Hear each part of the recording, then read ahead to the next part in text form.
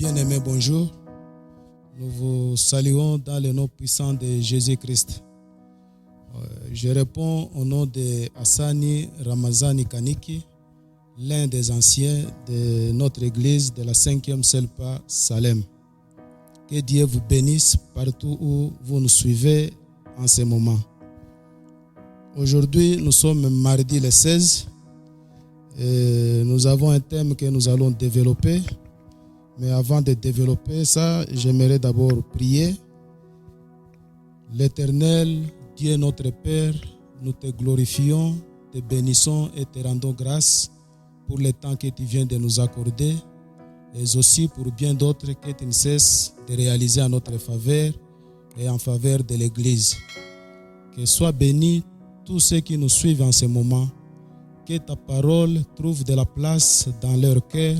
Dans le nom puissant de Jésus-Christ, nous prions ainsi. Amen.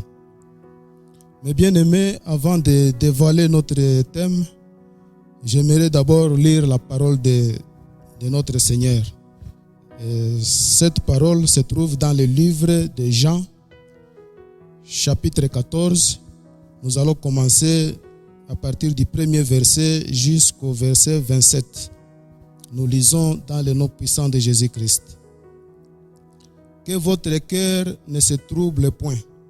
Croyez en Dieu et croyez en moi. Il y a plusieurs demeures dans la maison de mon Père. Si cela n'était pas, je vous l'aurais dit.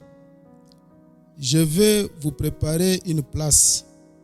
Et lorsque je m'en serai allé et que je vous aurai préparé une place, je reviendrai. Et je vous prendrai avec moi, afin que là où je suis, vous y soyez aussi. Vous savez où je vais et vous en savez le chemin. Thomas lui dit, Seigneur, nous ne savons où tu vas, comment pouvons-nous en savoir le chemin? Jésus lui dit, je suis le chemin, la vérité et la vie. Nul ne vient au Père que par moi. Si vous me connaissiez, vous connaîtriez aussi mon Père. Et dès maintenant, vous le connaissez et vous l'avez vu. Philippe lui dit, Seigneur, montre-nous le Père et cela nous suffit. Jésus lui dit, il y a si longtemps que je suis avec vous et tu ne m'as pas connu, Philippe. Celui qui m'a vu a vu le Père. Comment dis-tu maintenant, montre-nous le Père? Ne crois-tu pas que je suis dans le Père et que le Père est en moi? Les paroles que je vous dis, je ne les dis pas de moi-même, et le Père qui demeure en moi, c'est lui qui fait les œuvres. Croyez-moi, je suis dans le Père et le Père est en moi. Croyez du moins à cause de ses œuvres. En vérité, je vous le dis, celui qui croit en moi fera aussi les œuvres que je fais, et il en fera de plus grandes parce que je m'en vais au Père. Et tout ce que vous demanderez en mon nom, je le ferai afin que le Père soit glorifié dans le Fils. Si vous demandez quelque chose en mon nom, je le ferai. Verset 15. Si vous m'aimez, gardez mes commandements. Et moi, je prierai le Père et il vous donnera un autre consolateur afin qu'il demeure éternellement avec vous. L'Esprit de vérité que le monde ne peut recevoir parce qu'il ne le voit point et ne le connaît point. Mais vous le connaissez car il demeure avec vous et il sera en vous. Je ne vous laisserai pas orphelin. Je viendrai à vous encore un peu de temps et le monde ne me verra plus. Mais vous me verrez car je vis et vous vivrez aussi. En ce jour-là, vous connaîtrez que je suis en mon Père, que vous êtes en moi et que je suis en vous. Celui qui a mes commandements et qui les garde, c'est celui qui m'aime, et celui qui m'aime sera aimé de mon Père. Je l'aimerai et je me ferai connaître à lui. Jude, non pas l'Iscariote, lui dit, Seigneur, d'où vient que tu te feras connaître à nous et non au monde? Jésus lui répondit, si quelqu'un m'aime, il garde ma parole. Et mon Père l'aimera, nous viendrons à lui et nous ferons notre demeure chez lui. Celui qui ne m'aime pas ne garde point mes paroles. Et la parole que vous entendez n'est pas de moi, mais du Père qui m'a envoyé. Je vous ai dit ces choses pendant que je demeure avec vous. Mais le Consolateur, l'Esprit Saint, que le Père enverra en mon nom, vous enseignera toutes choses et vous rappellera tout ce que je vous ai dit. Je vous laisse la paix, je vous donne ma paix, je ne vous donne pas comme le monde donne, que votre cœur ne se trouble point et ne s'alarme point. C'est la parole du Seigneur. Mes bien-aimés, toute la semaine, nous aurons à parler sur un thème que nous avons intitulé « L'ascension du Christ et la puissance du Saint-Esprit ». Dans ce texte que nous venons de lire, c'est ça la base même de notre sujet. L'ascension du Christ et la puissance du Saint-Esprit. Ce n'est pas l'ascension du Christ qui va nous intéresser plus, moins encore la puissance du Saint-Esprit qui va nous intéresser plus, mais notre étude sera focalisée dans un premier lieu sur les rapports qui existent entre l'ascension du Christ et la puissance du Saint-Esprit. Dans le deuxième chapitre, nous allons parler encore sur le rapport qui existe entre Dieu notre Père et Jésus-Christ. Et le dernier chapitre, nous allons encore échanger sur le rapport qui existe entre Dieu notre Père et l'Église. L'ascension, on comprend l'ascension par une action de montée.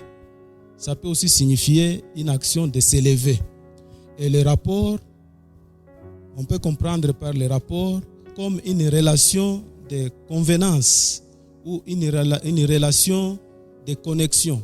Quand je parle du rapport entre l'ascension de Christ et la puissance du Saint-Esprit, c'est comme qui dirait une relation de connexion entre l'ascension de Christ et la puissance du Saint-Esprit. Une relation de connexion entre Dieu le Père et Jésus-Christ. Une relation de convenance entre Dieu notre Père et l'Église. Le texte que nous venons de lire, c'est un dialogue, un discours que Jésus a tenu avec ses disciples. C'est comme un parent qui partait en mission et avant de partir, il réunit d'abord ses enfants, il leur donne des instructions, il leur prodigue des conseils, comment ils vont se comporter durant toute la période de l'absence de leurs parents. Mais pour le cas qui nous concerne, Jésus venait de finir sa mission. Il voulait maintenant partir rejoindre son Père. Et avant de partir, il a tenu un discours, un entretien avec ses disciples. Dans ce discours, il leur parle de l'importance de son voyage, de son départ. Il leur donne des promesses, il leur donne des instructions. Cet entretien a causé beaucoup d'inquiétude dans la compréhension de ses disciples et beaucoup de curiosité dans la compréhension de ses disciples. D'inquiétude dans le sens que les disciples du Seigneur, tellement qu'ils étaient attachés à lui, tellement qu'ils avaient de l'affection envers lui, ils ne voulaient pas que le Seigneur les quitte. Ils ont voulu qu'il demeure éternellement avec lui, qu'il reste éternellement avec lui. Et ils ont oublié que Jésus avait une mission, et comme il a fini sa mission, il devait rentrer à son Père. J'ai dit qu'ils étaient animés d'une inquiétude dans le sens que, je vous donne un exemple, là nous pouvons lire dans le livre de Marc, nous lisons dans Marc,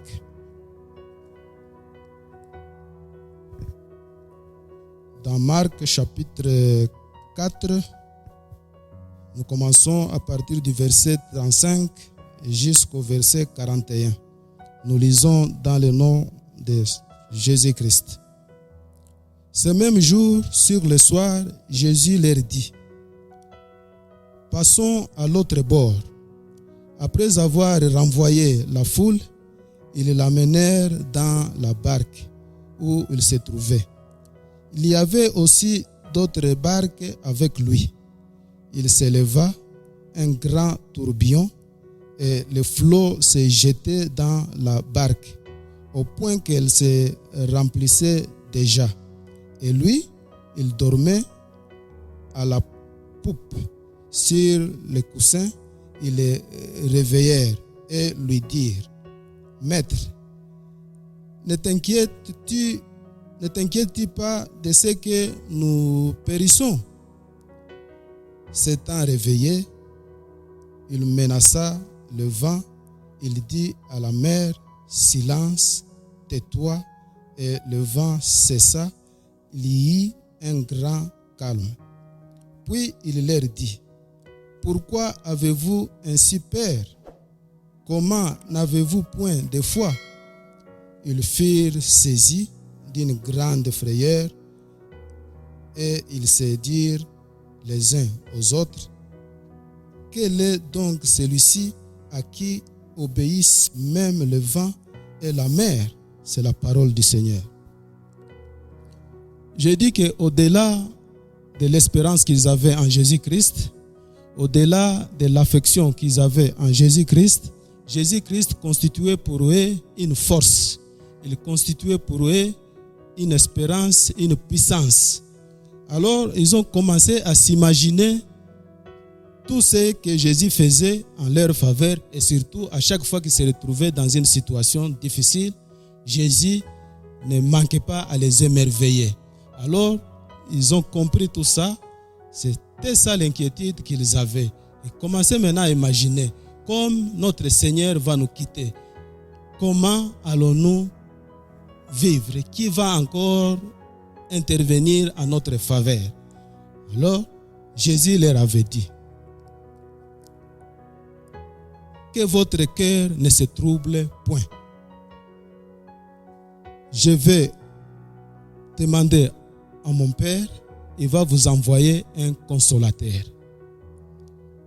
Mes bien-aimés, Jésus-Christ est une force et sa force réside dans sa parole. Tout ce qu'il dit, c'est ce qui se fait. Tout ce qui se fait, se constate. Lorsqu'il a compris que ses disciples étaient vraiment dans une inquiétude, il leur avait promis le Saint-Esprit. Et il a dit: je vais demander à mon Père, il va vous envoyer un consolateur. Et ce consolateur, il va vous enseigner tout ce que je vous ai dit. Il va vous rappeler de tout ce que je vous ai dit. Un esprit de force. Et si vous lisez encore si nous lisons dans le livre d'Ésaïe,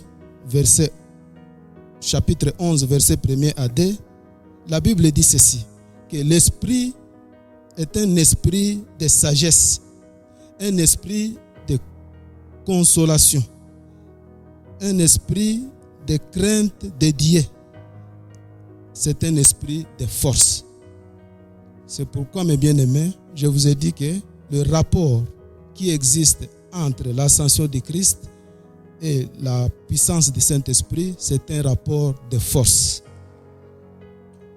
Jésus-Christ constitue notre force et sa force réside dans sa parole. Il est vrai que nous traversons une situation très difficile, une situation où les soi-disant grandes puissances ne parviennent plus à se retrouver et il manque même des comportements. Le monde est menacé par la pandémie Covid-19. Mais, mes bien-aimés, il est aussi vrai que l'Église est fermée, mais la parole du Seigneur n'est pas fermée. Notre force réside dans la parole du Seigneur. Notre force réside dans l'espérance que nous avons en Jésus-Christ. Et la puissance du Saint-Esprit vient nous aider à bien maîtriser la parole du Seigneur. La puissance du Saint-Esprit vient nous aider à bien comprendre la parole du Seigneur. La puissance du Saint-Esprit vient cimenter la parole du Seigneur dans notre cœur. La puissance du Saint-Esprit vient graver la parole du Seigneur dans notre cœur. Mes bien-aimés, soyons toujours liés, soyons toujours en connexion avec notre Seigneur, soyons toujours en relation avec notre Seigneur, parce que notre espérance, il n'y a que lui, que dans lui où nous aurons tout. Les grandes puissances ont échoué, ils sont arrivés à la fin de leur connaissance, mais Jésus-Christ existe encore et il a encore la force. Que Dieu bénisse sa parole dans le nom puissant de Jésus-Christ. Amen.